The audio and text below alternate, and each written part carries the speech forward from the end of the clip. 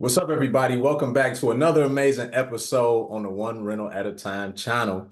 Today, I get the privilege of asking Mike some questions because, and by the way, if you have not saw the video from yet, I think it was yesterday that Mike posted it. Correct me if I'm wrong on that, Mike, but it's a video from 2019. Mike was doing a presentation at a real estate event, and he really took a deep dive into his story, his journey. I'm talking about in great detail. There were things, although I've known Mike for a couple of years now, there were things I learned in that video that I didn't know. And Yeah. so I want to talk specifically to some of those things today because I think it's going to have a direct impact on many of you viewers and how you look at your current journey and how to even get beyond some of these roadblocks that many of you have had in your journey.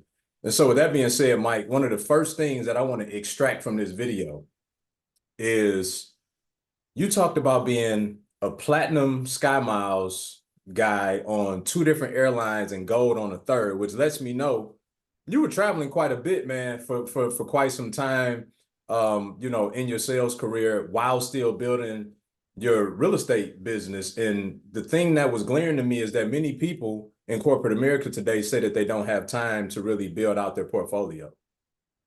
Yeah. And what's really funny about that story, being platinum on two and gold on a third is I'm almost allergic to flying. It's work for me. It's stressful. I hate every mile. I feel every bump. It's not enjoyable. And I've done almost a million miles, or I've done a million miles across all the airlines. I'm almost done a million miles on one airline. And it's just was my chosen profession. It's how I chose to maximize my income. So that needs to be said. The other thing I want people to realize is I have a saying that you've probably heard on my channel. I don't know, every month or so. I call it every day is Saturday. What I want people to realize is that's not a cute saying to me. That is something I have felt for 15 years. Because when you're an executive and you had global responsibilities, you don't have weekends. You have a weekend. You have one day, which for me was Saturday. Because if you're going to go to Asia or Europe or South America or Australia or anywhere else around the world, you're leaving Sunday. So for the better part, if a normal year is 52 weeks, I would have lost at least 35 and probably 45 Sundays Wow. to travel. So when I tell you every day is Saturday, that's not a cute saying. That's like that I feel that every time I say that.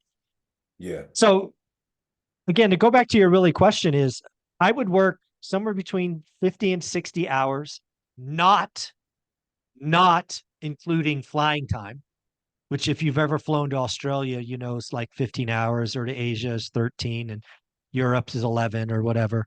So the other thing to say about this is I would travel at least 3 times a week, meaning I would go city to city to city. And I would come home Friday. That was a rule. I had to be home Friday. Friday, I had to be at San Francisco airport by 5 p.m., 6 p.m. at the latest. Because I had to have Saturday, right? And unfortunately, what that likely meant that I was exhausted. I was beaten up. As a guy who stresses out with every air mile, I was a wreck. And that Saturday, for the better part of a decade, was the Saturday we chose to go to Fresno. I mean, I just made it happen. And, I was looking every day. I looked every day for almost 10 years at a buy box. I tried to network. I tried to do all these things. But I mean, and oh, by the way, raising a family, right? Let's not forget that married, raising a family on top of all of those responsibilities. So I don't want to hear, I don't have time. Yeah. You have it, right? 20 minutes a day, 7 days a week, 365 days a year. Just shut up. And I've been there. I know you sleep less. You make time. So I'm glad you picked that up. And I was also glad I found that video, right? I was a video from 2019. It was the first time that presentation was the first time I shared with the world Mhm. one rental at a time. The book had just been written. I had just gotten copies of the book at that event. It was the first place they were sold was at that event with Jim Ingersoll. I'm forever grateful for him giving me that opportunity. Yeah. And what I would really like people to watch is, has anything changed since early 2019? Have I morphed into a different person? Has the story kind of convoluted and been different? And hopefully the answer is not even a little bit, because when you speak the truth doesn't change. So So that's something I hope happened. so I agree with 100% of everything you said. I did make one observation that I believe is slightly different now than it was then. You want to know what that is? Of course, please. I think you were lighter in that moment.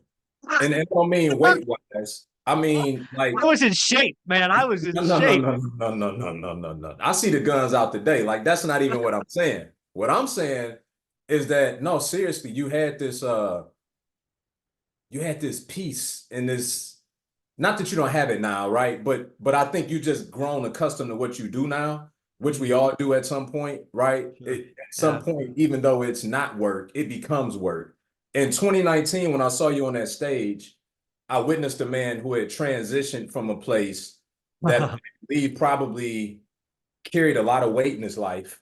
Oh And for yeah. the first time in a very long time, maybe even call it forever, you were light as a feather on that stage, man. And I was unburdened, that's for sure.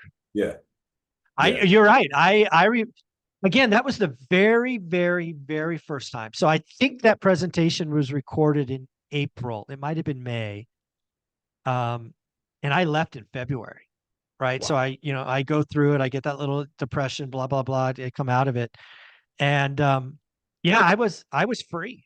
Yeah. I mean, one rental at a time, the community that we've built over the last 5 or 6 years wasn't a thing. I had just written a book. I think I obviously had a YouTube channel, but it was probably sub 1,000. And I just let it roll. Jim said, tell your story. So I told the story. And you're right. When I think about what you just said, lighter, and first off, yeah, I was probably 35 pounds lighter then and in better shape, but I understand what you're saying. But I just want to acknowledge, I want to put that in my own mind that I'm 35 pounds heavier than I was in 2019. So thank you for that. Hey, you said that, not me. I couldn't tell from the shirt you had on. So No, that was, I was probably in the best shape of my life. I was wow. doing CrossFit 5 days a week. I was in the top 5% of my age bracket. I had an engine and was pretty strong, but I digress. Okay. Um, it's interesting when you say lighter because I know what you mean. It's not that I have a burden today. It's not a burden, but I have a mission now. What I didn't have in 19 was the mission. I didn't know where I was going. I didn't have a thing. I wasn't really helping people. I was just sharing my story, which is very different, Mhm. right? I didn't know what would resonate. I didn't know, frankly, you know what's really weird? I just thought about this.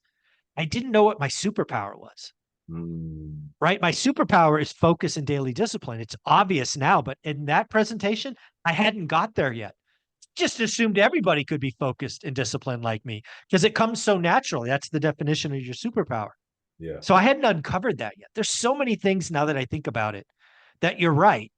I now feel like I have a mission and a purpose, which means, it is heavier. Yeah. You're absolutely right. That's very true. Yeah. Yeah. Could you real quick, Mike, just tell the people what the name of that video is so that everybody could go back and watch it? I will pull it up right now. It is called The Story of One Rental at a Time. In Yeah. parentheses, it says live 2019. So the story of one rental at a time. And the Yeah. thumbnail is the story of ORaaT. Okay.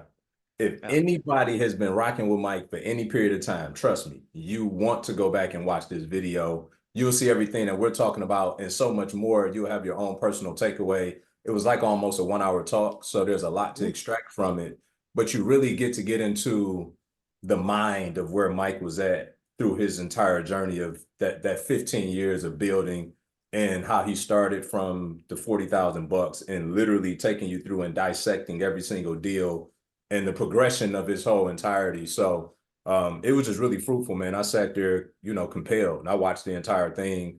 And Wow. I mean, seriously, like after knowing you for 2 or 3 years now, Yeah. that I know you even better now, Yeah. right? I saw another side of Mike that I haven't seen in the last 3 years that I think was very specific to that moment, Yeah. right? I'm glad that you were able to capture that moment so so fresh off of what you had been experiencing and enduring up to that point. Yeah.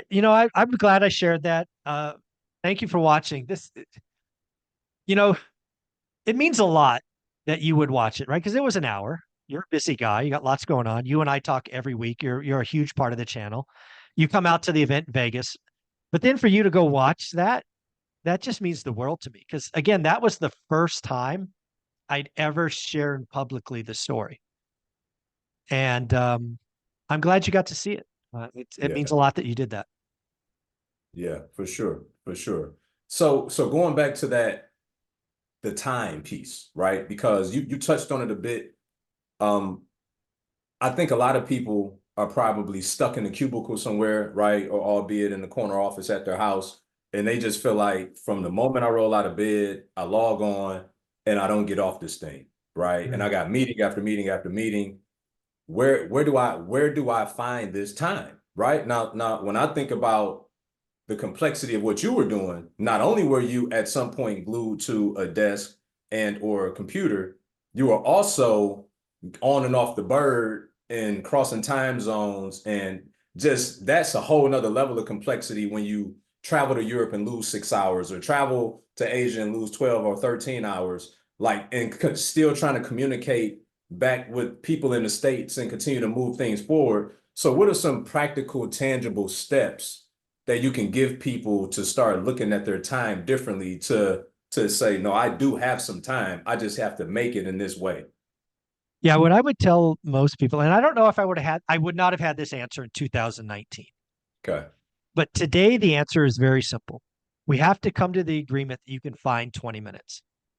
I believe every adult person, male, female, can find 20 minutes a day to do this. You're doing something that you could stop doing.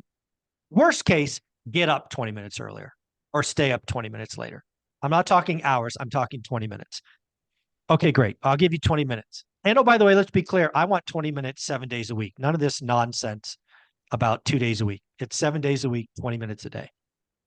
This is why I harp on the buy box because too many investors are all over the freaking place. You can't learn an entire market like Fresno or Vegas or Detroit or Orlando 20 minutes a day. You'll never get anywhere. It all changes too fast. However, if you get micro focused down to a zip code, an asset type, an asset configuration, an asset size that produces 20 to 40 active listings, you can go through that 20 minutes a day. Notice what changed, what was added, what fell off. And over time, you will become an expert in that micro buy box. The minute you get cute or lazy or think you're smarter than me and add a second box or a second area or whatever, you're going backwards. The only reason I was able to do this with the crazy life that I had is I looked at 93703, 3 or 4 bedrooms, 2 baths, 2 car garage between 1,250 and 2,000 square feet for 3 freaking years. That is all I looked at. That is all we bought. I ignored everything else. If it wasn't in that micro, it might as well not have existed. So you can find 20 minutes. That is unquestionable. The problem people have, and again, I acknowledge it's my superpower, which I didn't know at the time. I can get remarkably, and let me just tell you this, you have this laser focus and nothing changes from Monday to Tuesday. Congratulations. You just got 19 minutes back to do something else. You don't get cute and go, oh, I got 19 minutes. Let me look at something else. No, your job is to look at that buy box for 20 minutes, see what changed. If nothing does, move on. It's that simple. Yeah. Give me 20 minutes and get your ass focused. Yeah. Yeah. I love everything about what you said because when I was in corporate America, my probably last 7 years as operations manager, I would have to be in by 8:30 by the time we had our steering team meeting, but I had an hour commute. So I would get up an hour earlier every day to make sure that I could go through my inbox, see the things that may have come through, quickly analyze the deals, submit my offers to my agent so that by the time lunch rolled around, I should have some Yeah, electronic contracts to go ahead and execute and then get more feedback later on. And now, in fairness, exactly. did I have more agility throughout the day to check my email for maybe more than most people? Could I slide out and make a phone call? Yeah, but all things being equal, I got up an hour early extra every day, right? So that was the catalyst Well, to let's the just market. put one more thing out there, which may Mm-hmm. not be obvious for folks. Mm-hmm. These things did not exist when I started doing this. They were dumb phones. So I Yeah. could make phone calls and text. Yeah. I couldn't sign documents. I couldn't see my email. I couldn't do any of this. Yeah. And oh, by the way, I started this with dial up. That's how old I am. So they're all, so stop it with, it would take me 5 minutes to get online. Yeah. So, Yeah. Yeah. yeah. No, that's a good point. Because now that I think about it, for my first probably 8 or 9 years, it was the same thing. Like I had to be physically in front of a computer, right? Like I couldn't do all of this from my DocuSign didn't exist. That wasn't a thing. So that was one thing. The other thing is, and which is why we've always been in agreement about the buy box. I tell my students that practice don't make perfect. Perfect practice makes perfect. So what Exactly. happens is you can get into this habit of mistaking activity for productivity Mm-hmm. because you found an agent, you're so excited, they send you 1,300 new listings every day. By the time you get through the first 30, you got another 400 of them to look at the following day. And it's because Yep. they're sending you virtually the entire state. And you have under the mistaken impression because you're scouring through this stuff every day that you're being effective, but you're not. Yeah. You're really You're going not. nowhere fast, right? You're Well, you confusing the heck anywhere out of you go yourself. backwards. Yeah, for sure. For sure. Yeah. And you get fatigued from even looking at all that stuff. It paralyzes you, and then you end up doing nothing, right? So the buy box is definitely important. And I was just telling somebody this the other day. I would much rather see two deals in my inbox the entire week and know that they were the right two deals than to get flooded with hundreds of properties every day and for me to fool myself into thinking that I'm being more productive that way. 100%. It's about, and again, it doesn't have to be this way forever. But again, as somebody who's got 20 plus years on him, I looked at my micro buy box for 3 freaking years. Now, could I have evolved a little bit earlier? Yes, I'm broken. I am freaking broken. But it should have been, I mean, no less than a year and a half, Yeah. no less than two. It takes time. And the last thing I will say about this that really pisses me off is sometimes I run into people who have money and they think they could jump the line. Mm, I don't care. Put the money in a money market account and do the freaking work. yeah. Get a buy. If you just because you have money doesn't mean you're not going to get taken or get it taken advantage of. In fact, you might. If you just trust somebody to tell you a deal and you haven't done the work, you're gambling. Yeah. Do the work. 100%. No jump on the line. 100%. Yeah, I'm very sensitive to that. I have a rule that if I wouldn't put my investors' money into a deal, I wouldn't put my money in. And if I think everybody adopted that, because most people are scared to death, one, to even get money from other people, secondly, to lose it. So if you have that level of, you know, sensitivity around someone else's money, then be a great steward over yours as well. You should treat yours no different. And so if it's not good enough for somebody else, then it shouldn't be good enough for you. Because I agree with you, Mike. People that have their own money give themselves permission to do a lot of stupid things with that money. And you have to understand that whatever arena that allowed you to be successful and maybe stack $250,000 is not called real estate. So at some point, you became proficient at that job or business or career enough to have the success that you've had.